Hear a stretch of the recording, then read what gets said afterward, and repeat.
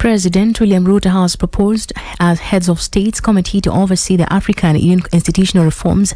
Speaking during the meeting at State House, Nairobi, President Ruto indicated that the committee will ensure sustained momentum, strategic oversight, and a collective ownership of the reform process. He added that the continent is facing unprecedented challenges regarding peace and security conflict that continue to rob Africa of its potential, costing the continent an estimated $18 billion annually.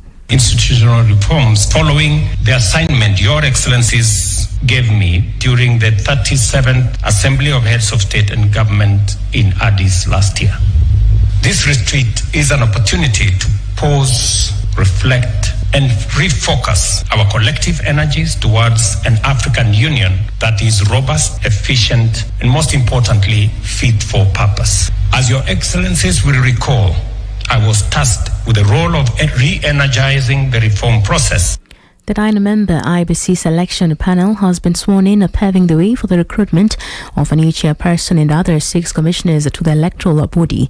The 9-member team took oath of office from the Supreme Court buildings after being appointed this morning by President William Ruto. Speaking during the swearing-in, Chief Justice Martha Koome has urged the panel to prioritize independence and impartiality in their work. Koome emphasized that the IBC, like all constitutional commissions, must operate free from political or external interference. The IBC, like all constitutional commissions, must be around to function independently, free from any political or external interference. And as a nation, we must remain committed to ensuring that our institutions serve the people, not personal interests. Let us not lose sight of the weight of this moment. The work you embark on today is not just about filling positions. It is about securing the legitimacy of our elections. Voters' registration, by-elections and boundary delimitation will top the agenda of the constituted IBC once the panel finalizes the recruitment process, as CJ Koome challenged the 9 members to expedite their mandate. Boundary delimitation, voter registration, and by-elections have stalled. Even more concerning, the absence of duly constituted commission has denied some constituencies and wards their fundamental right to representation in the National Assembly and in the county assemblies. This is not just an administrative challenge. For me, it is a democratic disruption. We cannot and we must not allow such a situation to persist any longer. The Constitution is clear. Governance must be continuous. Institutions must function effectively. Deputy President Professor Kindiki has called for an end to the bickering between the Control of Budget and the Council of Governors over the county government bursary allocation.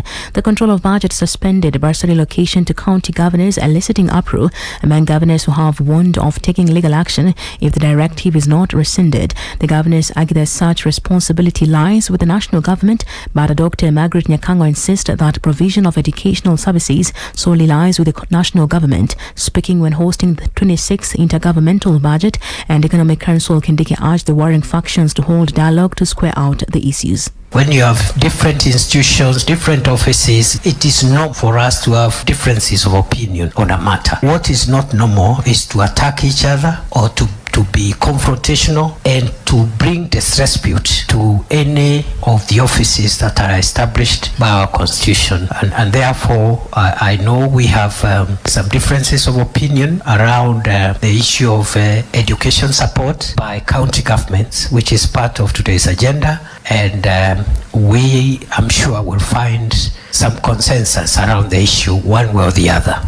Transport has been paralyzed along Thika Road after protest erupted near Kenyatta University. Students barricaded the road with the boulders and lit fires, causing a heavy traffic jam.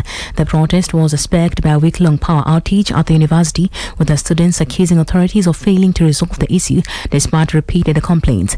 According to the students, the power blackout has caused many challenges such as insecurity and business losses for businesses operating within the campus. They noted that assurances from local leadership that power will be restored have not been fulfilled.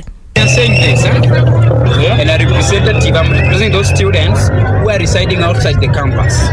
But for the last 2 weeks, we've not been having power. We've written to the KPLC, we've written to the area MCA, we've written to the area MP Mwafrika.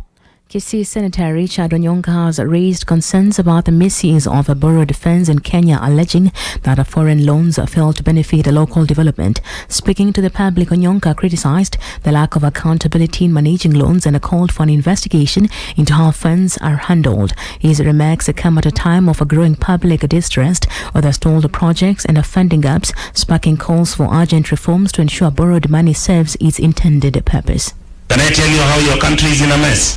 Let me just use 2 minutes to explain how your country is in a mess. We are the only country where we have a consolidated fund, which is money where all the Republic of Kenya money is kept. No president has ever had access to that money. Not Kenyatta, not even Moi, not Kibaki, not Uhuru. Right now, the consolidated bank and the consolidated account at the central bank is open. We are the only country in the world where we borrow money, it never lands in Kenya.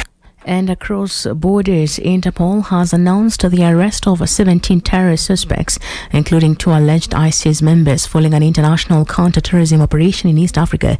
The operation, conducted between November and December 2024, targeted individuals involved in terrorism financing, radicalization and propaganda, as well as foreign terrorist fighters. The joint initiative, carried out by Interpol and Afripol, spanned 8 East African countries and led to the arrest of 37 suspects overall. Authorities also seized various weapons, including small arms and heavy artillery, aimed at disrupting terror networks in the region.